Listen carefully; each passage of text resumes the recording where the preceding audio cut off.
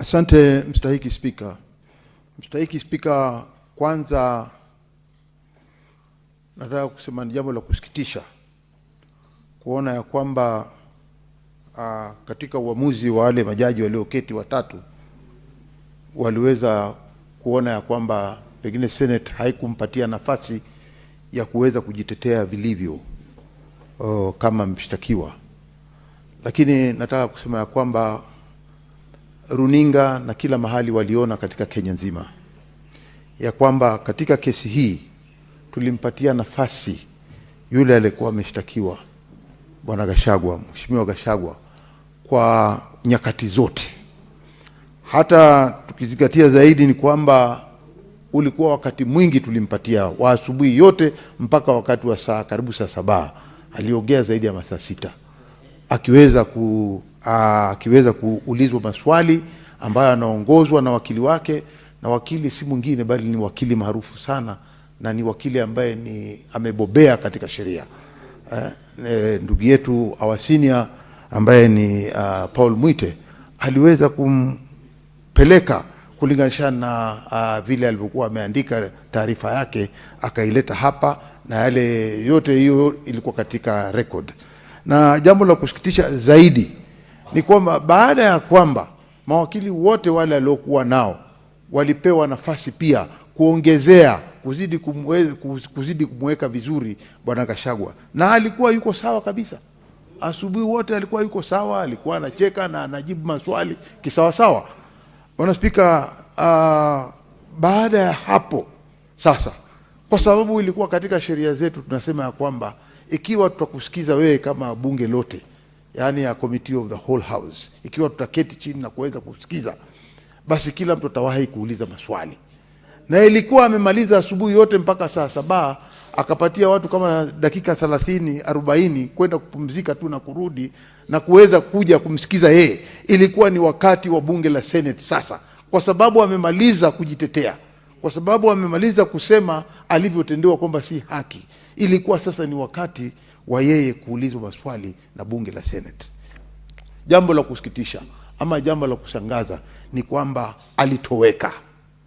Hata wakili wake alisema hajui yule mteja wake yuko wapi, ambalo ni jambo la kushangaza, kwa sababu wakati watu wamepewa nafasi ya kwenda kupumzika pengine kwa lisali moja, ingekuwa na akaondoka na wakili wake kwenda kujadiliana. Tunatarajia mchana ukifika pengine wale maseneta watakuuliza swali hili na hili na hili na hili, wakamtayarisha ili aje.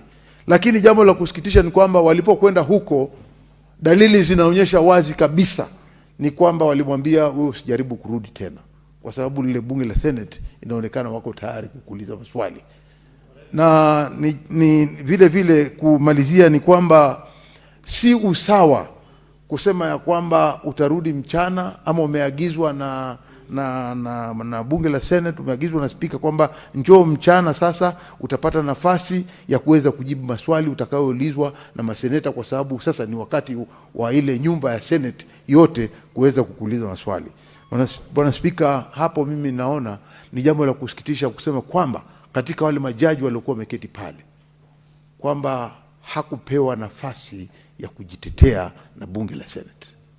Hapo naona kidogo kulikuwa na mushkili wa hiyo uamuzi wao. Kwa hiyo ni umuhimu ikiwa bunge la Senate linaweza kuchukua hatua hiyo kuweza kujitetea vilivyo, tukipewa nafasi watakapokuwa wameenda katika hiyo koti wanaosema, ama wakienda katika koti yote. Lakini koti ya rufaa ya kitengo cha juu ni kwamba bunge la Senate lazima jitetee. Hakukuwa na uagizo wa kwamba alikuwa ameomba apewe ridhaa ya milioni 50. Kwa hiyo hatuoni hata kwa nini wanaweza kuchaji, ama ilikuwa vipi mpaka wakafika hiyo milioni 50 ya kwamba Senate iweze kulipa katika hiyo kesi iliyokuwa ndani ya koti. Kwa hiyo sisi tunasema hiyo kesi tuko na nafasi nzuri kama bunge la Senate kuweza kujitetea, na hata wananchi wenyewe waliona wazi kabisa ya kwamba bunge la Senate halikupewa nafasi ya kumuuliza maswali, kwa sababu yeye mwenyewe hakuweko wakati wa mchana. Iliibuka tu baadaye kwamba alikuwa ameenda katika hospitali inayoitwa Karen, na halafu baadaye, baada ya miaka miwili, daktari wake anaandika ile tunaita affidavit ama maono ya haki akisema kwamba pengine alikuwa ni mgonjwa. Lakini sisi hatukuletewa karatasi yoyote ya kuambiwa kwamba yeye ni mgonjwa. Kwa hiyo kama Senate haikuambiwa yeye ni mgonjwa, itakuwaje Senate iweze kupigwa faini? Kwa hiyo bwana Spika, mimi naona uamuzi uliotolewa na hiyo koti ya hao majaji watatu ulikuwa si wa haki na inafaa utupiliwe mbali katika koti ya juu zaidi. Asante bwana Spika. Now, honorable senators, this was just a communication, not a source of debate. I will allow maybe 2 or more, but keep it under 3 minutes. Senator Boni.